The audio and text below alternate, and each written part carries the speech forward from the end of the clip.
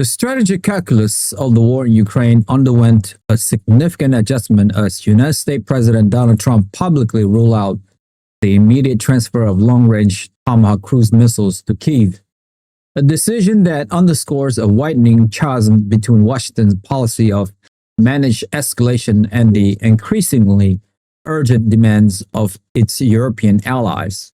Despite prior approval from the Pentagon and persistent lobbying from Ukrainian officials and NATO partners, President Trump characterized the deal as not really on the table, citing profound concerns that providing such advanced long-range offensive weaponry would provoke a dangerous escalation from Russia. While he did not permanently close the door on the possibility, suggesting a future change in policy could be dictated by an evolution of the conflict, the current stance sends a clear signal of Washington's deep-seated apprehension about crossing perceived red lines set by Moscow. This decision has illuminated the growing tension within the Western coalition, pitting American military caution against a European continent that, facing the conflict on its doorstep, is advocating for a more muscular and decisive level of support to enable Ukraine to achieve a strategic advantage. The withholding of the Tomahawks, capable of striking deep into Russian-held territory, is seen by some allies as a self-imposed limitation that hampers Ukraine's ability to disrupt critical Russian logistic and command center, thereby prolonging the war of attrition that is currently devastating the front lines.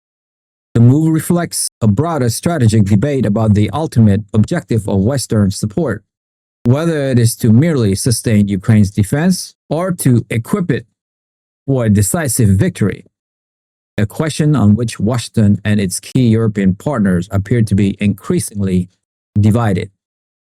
On the Eastern Front, the battle for the critical transport and logistic hub of Pokrovsk has descended into one of the most ferocious and bloody confrontations of the war, representing a microcosm of the brutal, grinding nature of the conflict. Russian forces, after more than a year of relentless attempts, claim to have made significant advances, pushing into the city and expanding their territorial control in the broader Donetsk region. According to a recent report by the U.S.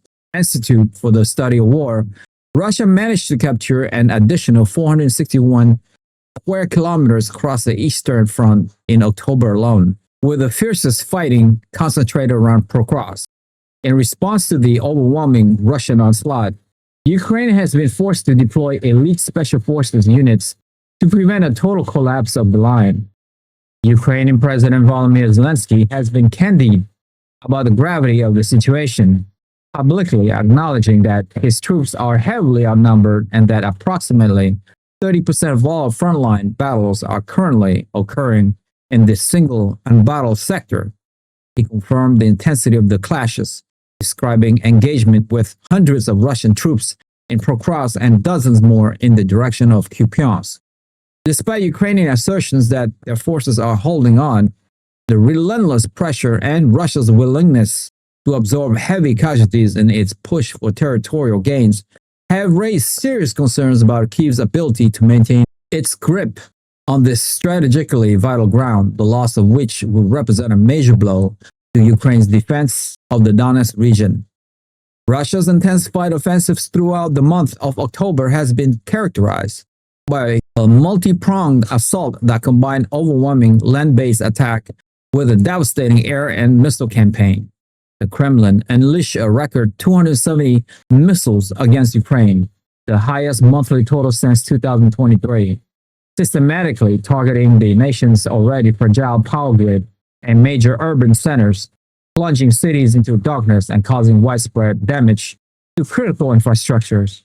This area bombardment has been seamlessly integrated with ground operations, where Russian forces employ a devastating mix of Uragan multiple launch rocket system, Su-34 bombers dropping powerful Fab 500 glide bombs, and a lethal array of unmanned systems.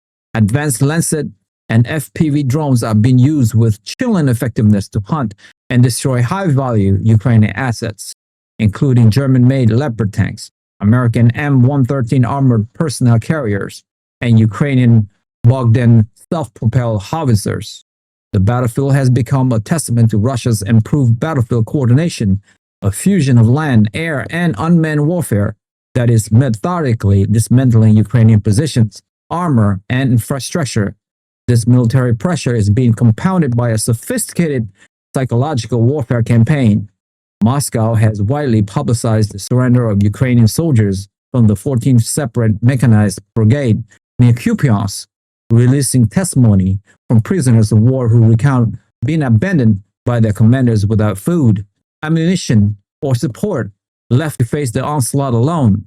These accounts of despair, coupled with President Trump's recent characterization of Vladimir Putin and Xi Jinping as strong, smart leaders, project an image of shifting momentum and wavering Western resolve, which Moscow aims to exploit.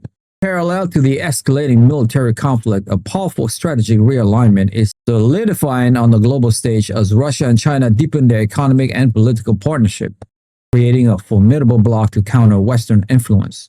During the 30th intergovernmental meeting in Hangzhou, Russian Prime Minister Mikhail Mishustin and Chinese Premier Li Qiang lauded their bilateral ties as having reached their highest level in centuries. A key outcome of this deepening cooperation is the near total abandonment of the US dollar and the euro in their bilateral trade, a move Mishustin described as rendering the use of this currency undistinguishable from statistical error. His concerted push towards de-dollarization, with transactions increasingly settled in rubles and yuan, strikes at the heart of the West's financial dominance and its ability to leverage sanctions as a tool of foreign policy. The partnership extends far beyond finance, with booming cooperation in critical sectors such as energy, agriculture, transport, and industry.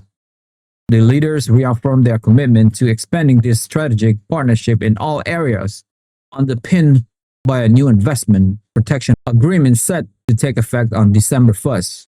This meeting was not merely a trade discussion but a powerful political statement, signaling to the world that despite Western sanctions and pressure, Moscow and Beijing are forging an ever closer alliance, united in their objective to reshape the global order and challenge the post-Cold War, Western-led international systems. If you have made it this far, congratulations, you have unlocked the truth. I want to ask you a quick question though. Is President Trump's decision to withhold long-range Tomahawk missiles from Ukraine is just a lie? In fact, the Tomahawk missiles is already on its way to Ukraine as we speak. And why?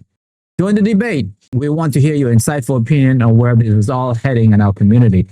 Share your thoughts in the comments below. Like the video, hit the notification bell, and most importantly, subscribe. I'll see you guys in the next one.